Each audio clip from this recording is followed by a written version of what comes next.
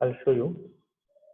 So here your training is initialized, training on single GPU because my system has a single GPU, the initializing using image normalization, and the code will start. And it's just taking some time because my system is quite slow at this moment.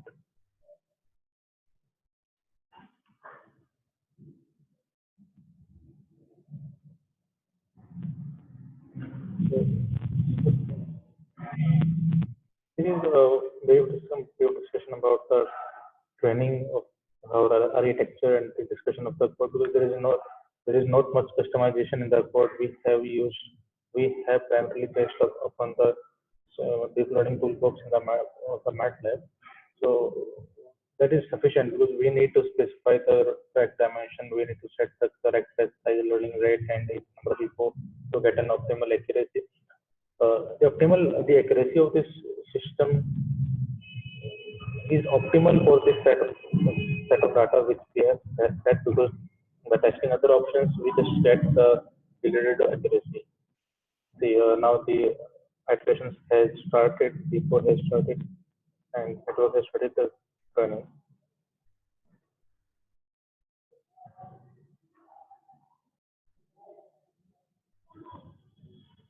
The data total number of iterations would be 138, and the frequency radius frequency is up to 3 iterations. Hardware resource single GPU learning rate schedule is constant and what is learning rate it is 0.0001 and if it will start training. I am not going to wait to finish it, so I'm just stopping it in the middle.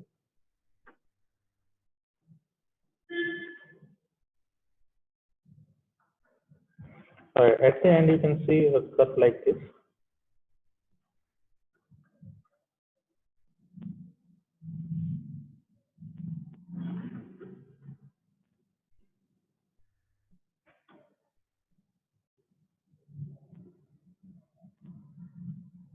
It will be the training color at the end, like correlation accuracy and finished kind of things will be mentioned, the kind of parameters will be mentioned, and this is the curve. So now let's discuss about the testing code, how our testing is working.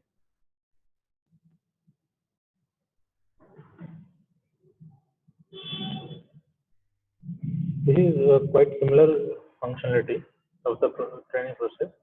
Like you need to just read the audio initially. Your audio, you can choose any audio of your choice.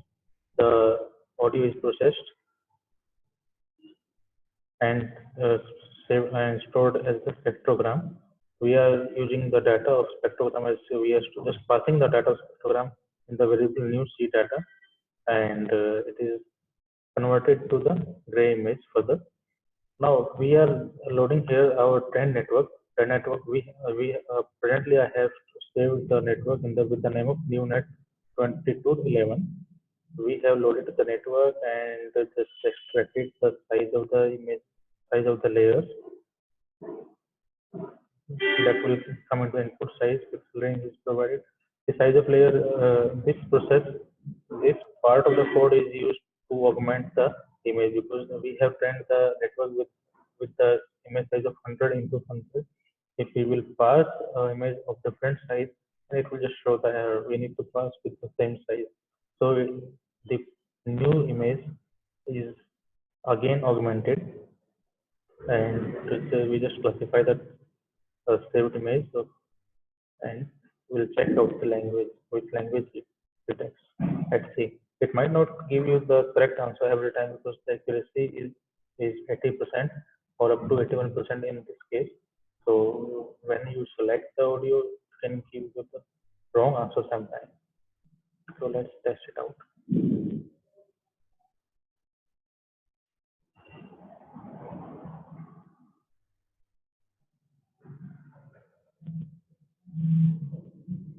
FFF will display which class pulls the audio signal. So I will go to the data. So select any language.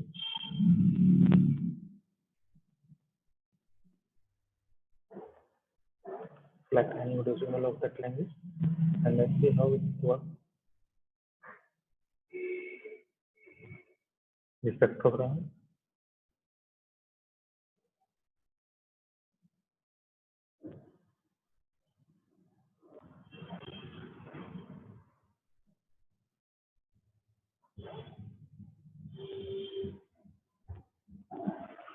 It is the testing. We can see here what is the tested language. It will display. It is finished. Although we have selected language, but it says selected the wrong here.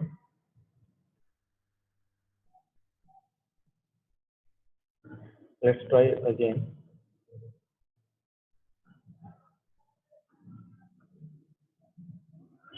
See, this time we have selected the Italian. So it detected the Italian. This is our second attempt. Detected the correct language. So this is the testing of our trained network. This is how we detect the language. After detection of language, we need to convert that one text, like these two texts, as discussed in the talk. We are using the Google API for this purpose, and the code is written to the Python for this. Like you can check out the Python code.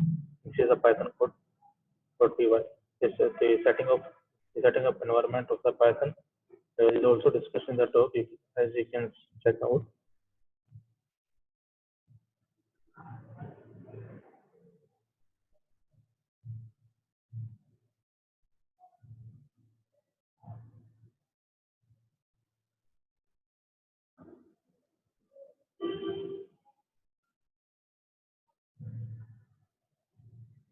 See the Python code. We are just importing the package of the Python, that is Google Cloud package for the speech.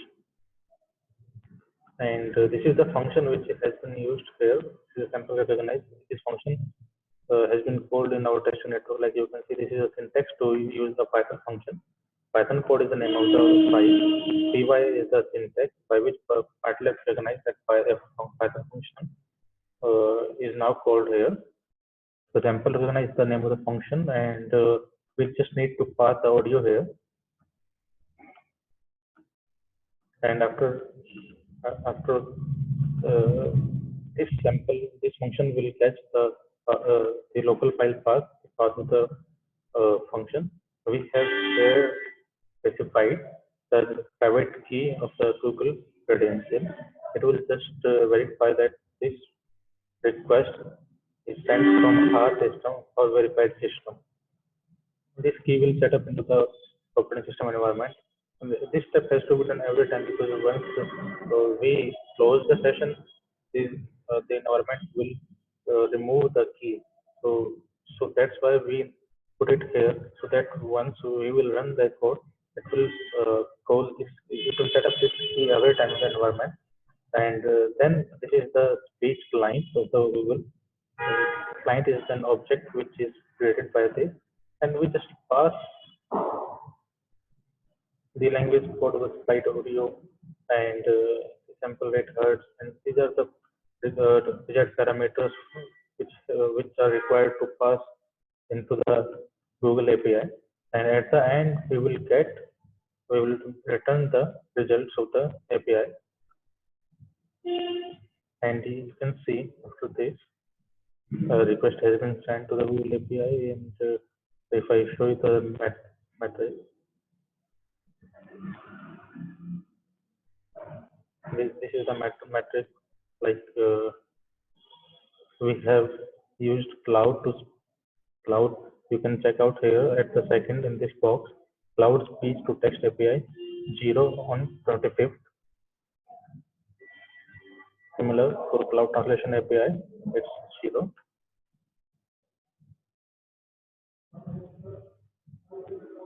You can see on 26th, cloud speech to text 0.001 second. We have sent this length of the request, or you can check it out here that till now we have sent 28 requests to speech to text API. Out of those, 3% are failed. Similar for the cloud translation API, which will be discussed further. 19 requests are sent, and out of 5% are failed. And here, this request has been processed from the API, and you can see what we get. We get, because I don't know. This is the translated API from speech to text or from our audio. Now, since we have mentioned here already the encode, the language code is EN/US English, so that's why it has converted into the English. And further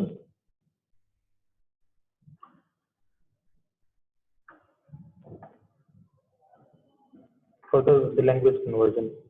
The language conversion will pick up the source language which is detected in our previous step, like here the test language. The test language is, you can check out the detected language Italian. So it will pick up the language code for Italian.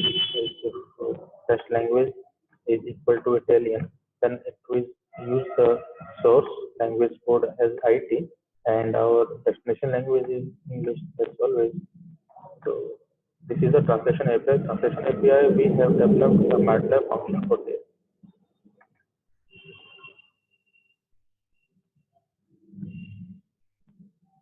This function is lying in this step, language conversion. This translation API requires three inputs: foreign text, which is the text which is to be converted into another language, the source language, and the destination language. Now, since we have the function, the MATLAB web read, which just act as the curl request in the PHP, we need to just pass query string. Query string has a particular defined syntax from the Google.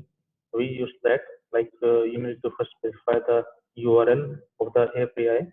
Here you want to send the request, the source language, target language, your private key, and the foreign text. We just use that and pass to the web read, and as the output we will get the result. So that result is being again passed to our output. You can check out how it displays.